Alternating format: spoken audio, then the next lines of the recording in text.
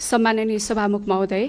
सुशासन प्रवर्धन, सेवा प्रवाह तथा विकास निर्माणका कार्यमा अवरोधको पहिचान गरी राज्यका काम कारबाहीलाई शीघ्र र प्रभावकारी रूपमा सम्पादन हुने व्यवस्था सुनिश्चित गर्न प्रचलित नेपाल ऐनहरूमा रहेका व्यवस्थाहरूलाई तत्काल परिमार्जन गर्न आवश्यक भएकोले केही नेपाल ऐनलाई संशोधन गर्ने अध्यादेश 2083 जारी गरिएको हो।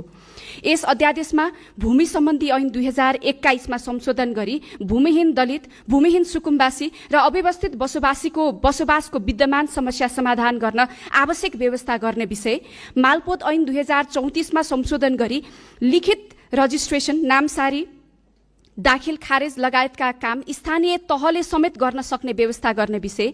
वन ऐन 2076मा संशोधन गरी आयोजना सञ्चालनका बखत आइपर्ने बाधा अवरोध हटाउनलाई वन क्षेत्रको प्रयोगलाई व्यवस्थित गर्ने विषय तथा सार्वजनिक सेवा प्रवाहलाई व्यवस्थित र प्रभावकारी बनाउन निजामती सेवा ऐन, स्वास्थ्य सेवा ऐन र संघीय संसद सचिवालय सम्बन्धी ऐनमा रहेको ट्रेड युनियन सम्बन्धी व्यवस्थालाई खारेज गरी कर्मचारीको गुनासो प्रभावकारी रूपमा सुनवाई गर्ने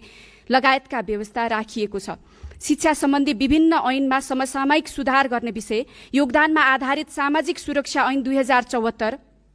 भू उपयोग ऐन 2076, बीमा ऐन 2079, विधायन ऐन 2081 लगायतका 19 वटा ऐनमा समसामयिक सुधार गर्न आवश्यक भएकोले संघीय संसदको अधिवेशन नरहेकोले नेपालको संविधानको धारा 114 को उपधारा 1 बमोजिम केही नेपाल ऐनलाई संशोधन गर्ने अध्यादेश 2083 जारी भएकोले सम्माननीय सभामुख महोदयको अनुमतिले सभा समक्ष यो अध्यादेश पेश गर्दछु। धन्यवाद।